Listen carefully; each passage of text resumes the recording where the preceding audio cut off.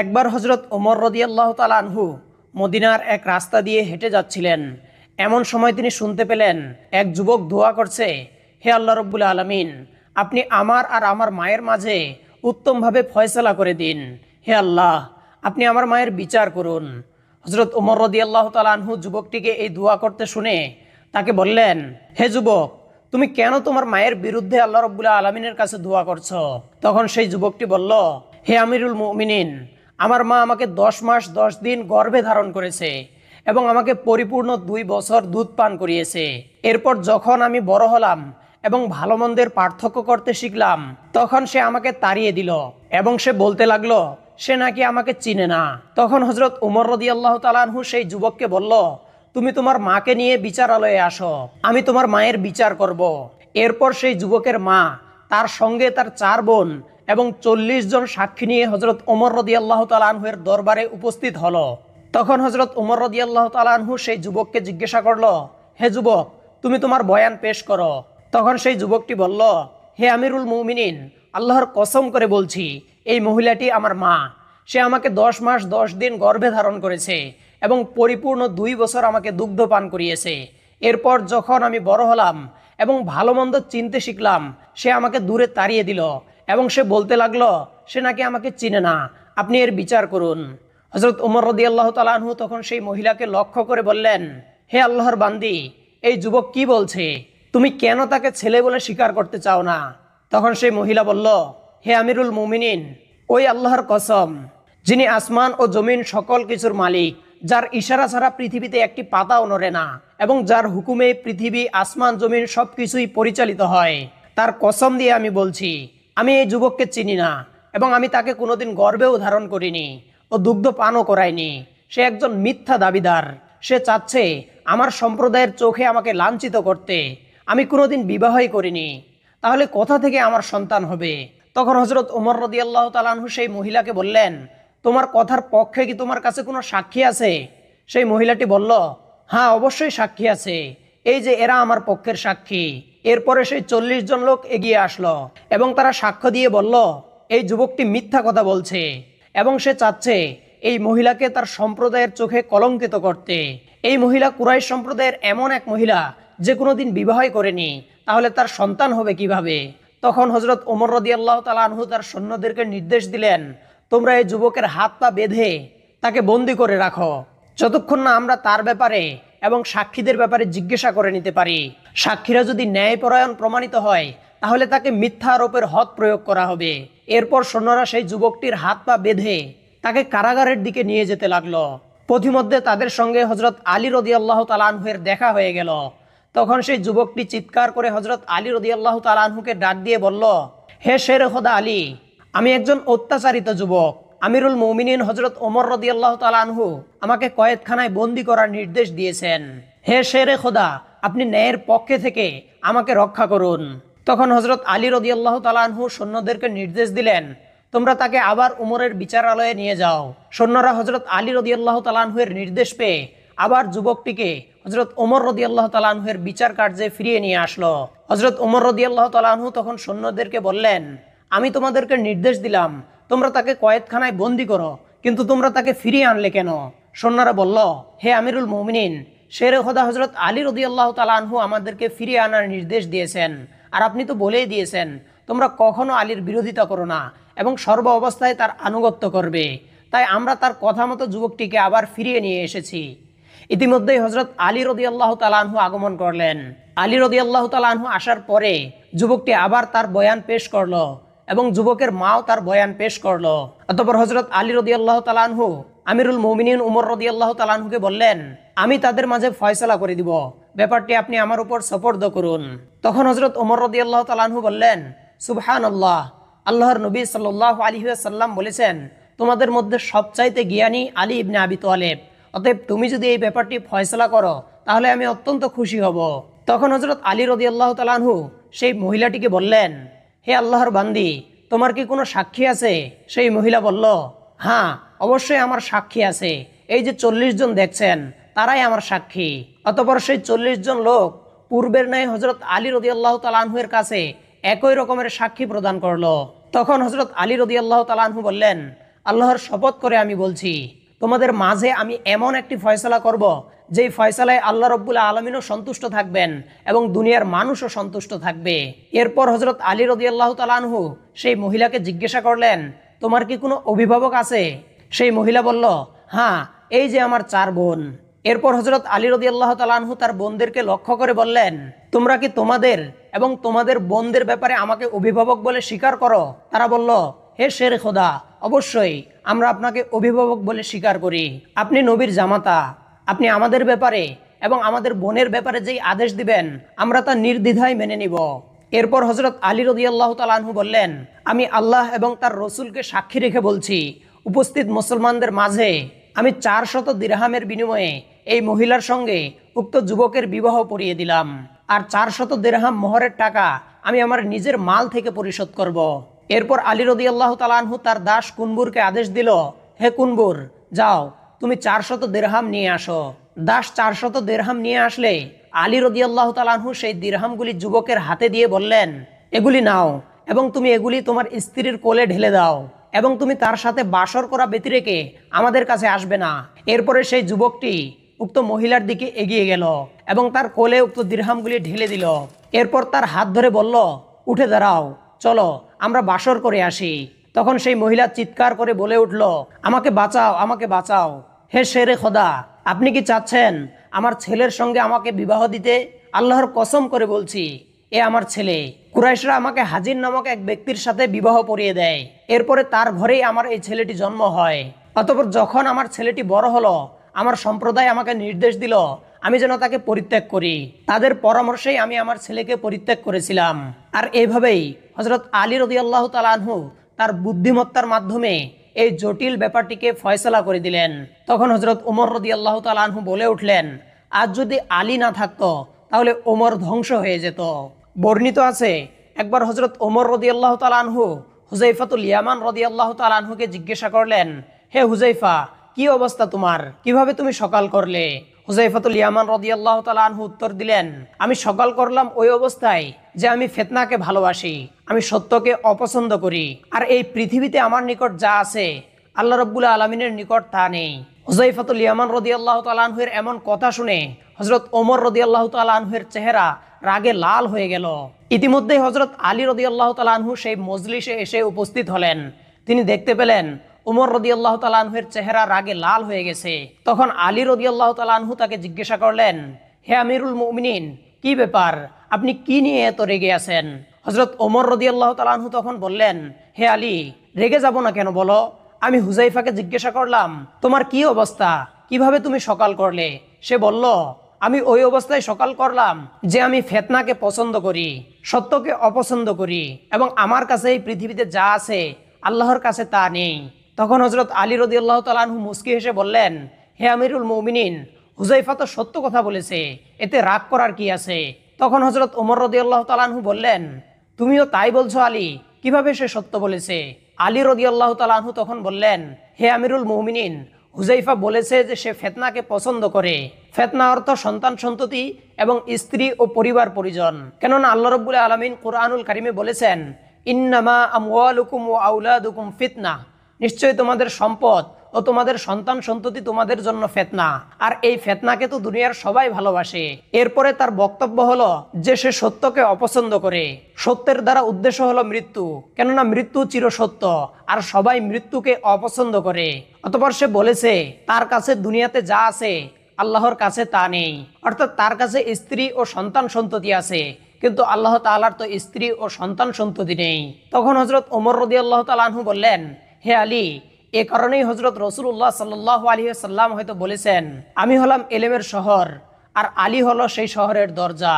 যেই রাতে আল্লাহর রসুল সাল্লাল্লাহু আলাইহি ওয়াসাল্লাম হিজরত করে মদিনায় চলে যাবেন, তিনি হযরত আলী রাদিয়াল্লাহু তাআলা আনহুর নিকটে তার কাছে রাখা সকল আমানতের মালগুলি বুঝিয়ে দিয়ে বললেন, হে আলী, আমি চলে যাওয়ার পরে তুমি মক্কার লোকদেরকে এই আমানতের মালগুলি বুঝিয়ে দিবে এবং তুমি আমার বিছানায় শুয়ে থাকবে। আল্লাহ রাব্বুল আলামিন তোমাকে রক্ষা করবেন। তুমি ভয় পেও না, মক্কার কাফেররা তোমার কোনো ক্ষতি করতে পারবে না। তারা যতই ষড়যন্ত্র করুক না কেন, আল্লাহ রাব্বুল আলামিন সকল ষড়যন্ত্র থেকে তোমাকে রক্ষা করবেন। এই বলে আল্লাহর নবী সাল্লাল্লাহু আলাইহি ওয়াসাল্লাম মদিনায় রওনা করলেন। কিন্তু পরদিন ভোরেই হযরত আলী রাদিয়াল্লাহু তাআলা আনহু এক গভীর ষড়যন্ত্রের শিকার হলেন। আবু সুফিয়ানের ছেলে হানজালা ইবনে আবি সুফিয়ানের একজন দাস ছিল, তার নাম ছিল উমাইর। সে উমাইরকে ডেকে বলল, হে উমাইর, আমি শুনেছি আলী নাকি মুহাম্মদের কাছে রাখা বন্ধকগুলি মানুষদের কাছে ফিরিয়ে দিচ্ছে। তুমি যাও, তার কাছে গিয়ে বলবে, আমি মুহাম্মদের কাছে 80 মেসকাল স্বর্ণ আমানত রেখেছিলাম, তুমি আমাকে আমার আমানত ফিরিয়ে দাও। তুমি যদি এ কাজ করতে পারো আর আমাদের এই চক্রান্ত যদি বাস্তবায়িত হয়, তাহলে আমি তোমাকে পুরস্কার স্বরূপ আমার মা হিন্দার গলার হার প্রদান করব। হানজালার কথা শুনে উমাইর বলল, আলী যদি আমার কাছে সাক্ষী তলব করে তাহলে আমি কি করব? হানজালা বলল, যদি সে তোমার কাছে সাক্ষী তলব করে তাহলে কুরাইশের সকল নেতারাই তোমার পক্ষে সাক্ষ্য দিবে, তুমি সে ব্যাপারে চিন্তা করো না, আমি তার ব্যবস্থা করছি। হানজালার কাছ থেকে এই কূটবুদ্ধিমূলক পরামর্শ পেয়ে উমাইর হযরত আলী রাদিয়াল্লাহু তাআলা আনহুর কাছে এসে বলল, হে আলী, আমি মুহাম্মদের কাছে 80 মিসকাল স্বর্ণ আমানত রেখেছিলাম, তুমি আমাকে আমার আমানত ফিরিয়ে দাও। হযরত আলী রাদিয়াল্লাহু তাআলা আনহু বললেন, তুমি যে আমানত রেখেছিলে সেই আমানতের নিদর্শন কি, আমাকে খুলে বলো, যাতে আমি তোমার জিনিস তোমাকে বুঝিয়ে দিতে পারি। উমাইর তখন বলল, একটি লাল বেগে ভরে আমি সেই স্বর্ণগুলি মুহাম্মদের কাছে আমানত রেখেছিলাম। এছাড়াও সে অন্যান্য চিহ্নের কথা বলল। হযরত আলী রাদিয়াল্লাহু তাআলা আনহু তার বলা আলামতগুলির মাধ্যমে আমানতের মালগুলিতে সেই ব্যাগটি খুঁজতে লাগলেন, কিন্তু তিনি কোথাও এমন কোনো ব্যাগ খুঁজে পেলেন না। তখন তিনি উমাইরকে বললেন, তুমি হয়তো মিথ্যা কথা বলছো, তোমার বলা ব্যাগটি আমি কোথাও খুঁজে পাচ্ছি না, আরো ভালো করে ভেবে দেখো, তুমি হয়তো মুহাম্মদ সাল্লাল্লাহু আলাইহি ওয়াসাল্লামের কাছে কোনো কিছুই আমানত রাখনি। উমাইর বলল, তুমি এ কি কথা বলছো আলী, আমি তার কাছে আমানত রেখেছিলাম এবং একটি লাল বেগে করে আমি সেই স্বর্ণগুলি আমানত রেখেছিলাম। হযরত আলী রাদিয়াল্লাহু তাআলা আনহু তখন বললেন, তুমি যে আমানত রেখেছিলে এ ব্যাপারে কি তোমার কোনো সাক্ষী আছে? উমাইর বলল, হ্যাঁ, অবশ্যই আমার সাক্ষী আছে, কুরাইশের সকল নেতারা আমার পক্ষে সাক্ষী দিবে। হযরত আলী রাদিয়াল্লাহু তাআলা আনহু তখন বললেন, যারা তোমার পক্ষে সাক্ষী দিবে তুমি তাদের সকলকেই মক্কার চত্বরে একত্র হতে বলো, আমি সেখানে যাচ্ছি। এরপর উমাইর সাক্ষী হিসাবে উতবা ইবনে আবি মুঈত, আবু জেহেল ইবনে হরব, ইকরামা ইবনে আবু জেহেল, হানজালা ইবনে আবি সুফিয়ান এবং আবু সুফিয়ানকে উপস্থিত করলো। কিছুক্ষণ পরে হযরত আলী রাদিয়াল্লাহু তাআলা আনহু কাবার চত্বরে উপস্থিত হলেন এবং তিনি সকল সাক্ষীদেরকে এত দূরে দূরে দাঁড়াতে বললেন যাতে তারা একজনের কথা অপরজন শুনতে না পায়। এরপর তিনি উমাইরকে বললেন, আচ্ছা বলো তো, তুমি কোন সময় মুহাম্মদ সাল্লাল্লাহু আলাইহি ওয়াসাল্লামের কাছে সেই আমানত রেখেছিলে? উমাইর বলল, আমি সকালে সেই আমানত তার কাছে রেখেছিলাম। হযরত আলী রাদিয়াল্লাহু তাআলা আনহু বললেন, আচ্ছা ঠিক আছে, তুমি তোমার এই কথাটি মনে রেখো। এরপর হযরত আলী রাদিয়াল্লাহু তাআলা আনহু আবু জেহেলকে ডেকে বললেন, আপনি কি দেখেছিলেন উমাইর মুহাম্মদ রাসূলুল্লাহ সাল্লাল্লাহু আলাইহি ওয়াসাল্লামের কাছে 80 মেসকাল স্বর্ণ আমানত স্বরূপ রেখেছিল? যদি আপনি দেখে থাকেন তাহলে সাক্ষ্য প্রদান করুন। আবু জেহেল বলল, সাক্ষ্য প্রদান করা তো আমার জন্য আবশ্যক নয়, এই সাক্ষী আমি প্রদান করব না।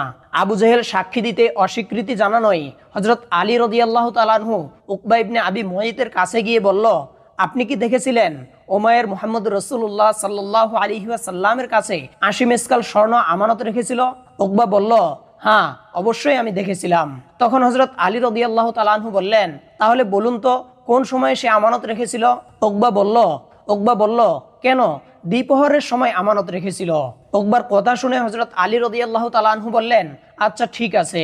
এরপর হযরত আলী রাদিয়াল্লাহু তাআলা আনহু ইকরামার কাছে গিয়ে জিজ্ঞাসা করলেন, আপনি কি দেখেছিলেন উমাইর মুহাম্মদ রাসূলুল্লাহ সাল্লাল্লাহু আলাইহি ওয়াসাল্লামের কাছে স্বর্ণ বন্ধক রেখেছিল? ইকরামা বলল, হ্যাঁ, অবশ্যই আমি দেখেছিলাম। হযরত আলী রাদিয়াল্লাহু তাআলা আনহু তখন জিজ্ঞাসা করলেন, আচ্ছা বলুন তো কোন সময় আমানত রেখেছিল? ইকরামা বলল, বিকালের দিকে সে এই আমানত রেখেছিল। হযরত আলী রাদিয়াল্লাহু তাআলা আনহু বললেন, আচ্ছা ঠিক আছে, আপনি যেতে পারেন। এরপর হযরত আলী রাদিয়াল্লাহু তাআলা আনহু হানজালার কাছে গিয়ে বলল, আপনি কি দেখেছিলেন উমাইর মুহাম্মদ রাসূলুল্লাহ সাল্লাল্লাহু আলাইহি ওয়াসাল্লামের কাছে স্বর্ণ বন্ধক রেখেছিল? হানজালা বলল, হ্যাঁ, অবশ্যই আমি দেখেছি। তখন হযরত আলী রাদিয়াল্লাহু তাআলা আনহু বললেন, তাহলে বলুন তো কোন সময় আমানত রেখেছিল?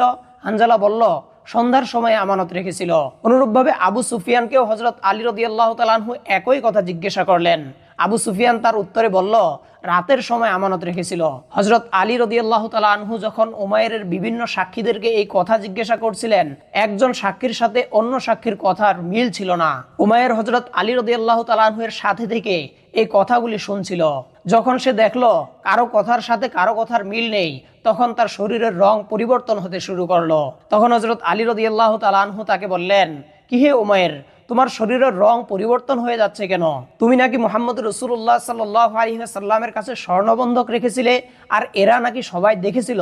তাহলে বলো, এদের একজনের কথার সাথে অপরজনের কথার মিল নেই কেন? হযরত আলী রাদিয়াল্লাহু তাআলা আনহুর এই কথা শুনে উমাইর বুঝতে পারলো তাদের ষড়যন্ত্র ফাঁস হয়ে গেছে। তাই সে হযরত আলী রাদিয়াল্লাহু তাআলা আনহুকে আসল ব্যাপারটি খুলে বলল। সে বলল, হে আলী, আসলে আমি তোমার কাছে স্বর্ণের দাবি করতে চাইনি, কিন্তু হানজালা ইবনে আবু জেহেল আমাকে কুপরামর্শ দিয়ে বলল, যদি আমি তোমার কাছে গিয়ে ৮০ মিসকাল স্বর্ণের দাবি করতে পারি, তাহলে সে আমাকে তার মায়ের গলার হার পুরস্কার স্বরূপ দিবে। মূলত তার চক্রান্তের ফাঁদে পড়েই আমি তোমার কাছে এই স্বর্ণের দাবি করেছিলাম। উমাইরের মুখ থেকে এই কথা শুনে হানজালা একেবারে লজ্জায় মাথা নিচু করে ফেলল। আল্লামা জালালউদ্দিন সুয়ুতী রহমাতুল্লাহি আলাই তার তারিখুল খুলাফায় একটি ঘটনা উল্লেখ করেছেন। তিনি বলেন, এক ভ্রমণে দুজন লোক খানা খেতে বসে। একজনের নিকট ছিল 5টি রুটি এবং অপরজনের নিকট ছিল 3টি রুটি। ইতিমধ্যে সেখানে তৃতীয় এক ব্যক্তির আগমন ঘটে। তারা সেই লোকটিকেও তাদের সাথে খাবার খাওয়ার আমন্ত্রণ জানায়। লোকটি তাদের দাওয়াত গ্রহণ করে তাদের সঙ্গে খাবার খেতে বসে। তারা 3 জনে মিলে সমানভাবে 8টি রুটি ভাগাভাগি করে খায়। খাবার খাওয়ার শেষে আগন্তুক বিদায়ের প্রাক্কালে মোট 8টি দিরহাম তাদেরকে দিয়ে বলল, আমি যা খেয়েছি এটা তার প্রতিদান, তোমরা দুজনে এই 8 দিরহাম ভাগাভাগি করে নিও। এই বলে পথিক চলে গেল। এরপর তারা দিরহাম ভাগাভাগি করতে গিয়ে তাদের মাঝে গন্ডগোলের সৃষ্টি হয়ে গেল। 5টি রুটিওয়ালার বক্তব্য হলো, আমার কাছে যেহেতু 5টি রুটি ছিল, অতএব আমি 5 দিরহাম নিব, আর তোমার কাছে যেহেতু 3টি রুটি ছিল, অতএব তুমি 3 দিরহাম নাও। কিন্তু যেই লোকটির কাছে 3টি রুটি ছিল, সে বলল, এটা আমি মানব না, এটা কোনো ইনসাফ এবং ন্যায়ের কথা নয়। আমরা দুজনেই 8টি দিরহাম সমানভাবে ভাগাভাগি করে নিব, অতএব তুমি পাবে 4টি আর আমি পাবো 4টি। অবশেষে তারা দুজনে এই ঘটনার কোনো সুরাহা করতে না পেরে তারা বলল, আচ্ছা চলো, আমরা নিজেদের মধ্যে এ ব্যাপারে কোনো গন্ডগোল না পাকিয়ে আমিরুল মুমিনিন হযরত আলী রাদিয়াল্লাহু তাআলা আনহুর কাছে এই ব্যাপারটির ফয়সালা তলব করি। অতঃপর তারা দুজনে হযরত আলী রাদিয়াল্লাহু তাআলা আনহুর দরবারে গিয়ে উপস্থিত হলো। আলী রাদিয়াল্লাহু তাআলা আনহু জিজ্ঞাসা করলেন, কি ব্যাপারে তোমরা আমার কাছে এসেছো? যে লোকটির কাছে 5টি রুটি ছিল সে বলল, হে আমিরুল মুমিনিন, আমরা দুজনে এক ভ্রমণে ছিলাম। আমার কাছে ছিল 5টি রুটি আর তার কাছে ছিল 3টি রুটি। আমরা খেতে বসলে একজন আগন্তুক আগমন করে, আমরা তাকেও আমাদের সঙ্গে খাবার গ্রহণের আহ্বান জানাই। সে আমাদের সাথে খাবার গ্রহণ করার পরে আমাদেরকে 8টি দিরহাম দিয়ে যায় এবং ন্যায়সঙ্গতভাবে ভাগাভাগি করে নেওয়ার কথা বলে। সে অনুযায়ী আমি তাকে বললাম, যেহেতু আমার কাছে 5টি রুটি ছিল, তাই আমি 5 দিরহাম নিব, আর তোমার কাছে যেহেতু 3টি রুটি ছিল, তাই তোমাকে 3 দিরহাম দিব। কিন্তু সে আমার এই ফয়সালা মানতে নারাজ। যে লোকটির কাছে 3টি রুটি ছিল সে বলল, হে আমিরুল মুমিনিন, এটা কোনো ন্যায়সঙ্গত ফয়সালা হলো? আপনিই বলুন। সে আমাদের দুজনকে 8টি দিরহাম দিয়েছে, অতএব আমি নিব 4 দিরহাম এবং তাকে দিব 4 দিরহাম। এটাই তো ন্যায়সঙ্গত ফয়সালা। হযরত আলী রাদিয়াল্লাহু তাআলা আনহু তখন 3টি রুটিওয়ালা লোকটিকে বললেন, তোমাকে সে যা দিতে চায় তুমি তাই গ্রহণ করো, এতেই তোমার মঙ্গল হবে। সেই লোকটি বলল, আল্লাহর কসম, আমার প্রাপ্য যথাযথভাবে বুঝে না পাওয়া পর্যন্ত আমি মানব না। হযরত আলী রাদিয়াল্লাহু তাআলা আনহু বললেন, আমি যদি ন্যায়সঙ্গতভাবে ভাগ করে দেই, তাহলে তুমি পাবে 1 দিরহাম আর সে পাবে 7 দিরহাম। সেই লোকটি বলল, সুবহানাল্লাহ, এটা কি করে হতে পারে? আমাকে বুঝিয়ে দিন। যদি আমাকে বুঝিয়ে দিতে পারেন তাহলে আমি মেনে নেব। হযরত আলী রাদিয়াল্লাহু তাআলা আনহু তখন বললেন, 8টি রুটি তোমরা 3 জনে খেয়েছো, সমানভাবে 8কে 3 ভাগে ভাগ করা যায় না। এজন্য 8টি রুটিকে 3 দিয়ে গুণ করলে 8টি রুটির 24টি টুকরা হবে। এটা বলা মুশকিল যে কে কোন টুকরা খেয়েছো। এ কারণে ধরে নিতে হবে যে সকলে সমানভাবে খেয়েছো। তোমার 3টি রুটির মোট হয়েছে 9টি টুকরো, আর তার 5টি রুটির মোট হয়েছে 15টি টুকরো। তার মধ্য থেকে 8টি টুকরো তুমি একাই খেয়েছো, আর বাকি থাকে 1 টুকরো। আর তার রুটির 15টি টুকরোর মধ্যে 8টি টুকরো সে খেয়েছে আর অবশিষ্ট থাকে 60 টুকরো। অতএব আগন্তুক ব্যক্তি তোমার 1 টুকরো এবং তার 60 টুকরো রুটি ভক্ষণ করেছে। সে অনুযায়ী এখন তুমি পাবে 1 দিরহাম আর সে পাবে 7 দিরহাম। হযরত আলী রাদিয়াল্লাহু তাআলা আনহুর এই প্রজ্ঞাপূর্ণ ফয়সালা শুনে সেই লোকটি বলল, আচ্ছা, এবার মেনে নিলাম। হযরত জালালউদ্দিন সৈয়দী রহমাতুল্লাহি আলাইহি অপর একটি ঘটনা বর্ণনা করেন। এক ব্যক্তি হযরত আলী রাদিয়াল্লাহু তাআলা আনহুর কাছে এসে বলল, হে আমিরুল মুমিনিন, আমি স্বপ্নে দেখেছি অমুক ব্যক্তি আমার মায়ের সাথে জিনা করছে, আপনি এর বিচার করুন। হযরত আলী রাদিয়াল্লাহু তাআলা আনহু তখন বললেন, তুমি সেই ব্যক্তিকে রোদে দাঁড় করিয়ে দাও, এরপর তার যে ছায়া পড়বে সেই ছায়ার মধ্যে প্রহার করতে থাকো, এটাই তার সুষ্ঠু বিচার। জালালউদ্দিন সৈয়দী রহমাতুল্লাহি আলাইহি অপর একটি ঘটনা বর্ণনা করেন। জঙ্গে সিফফিনের যাত্রার সময় হযরত আলী রাদিয়াল্লাহু তাআলা আনহুর বর্ষাখানা হারিয়ে যায়।